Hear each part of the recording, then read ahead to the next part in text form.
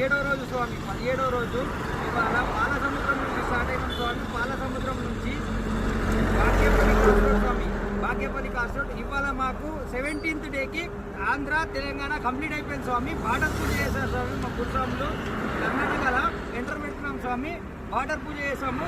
మా యశ్వంత్ అని వచ్చిండు గురుస్వామి.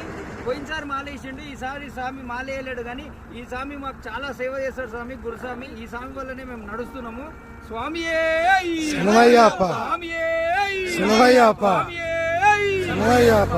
చలో రావాలి అందరూ.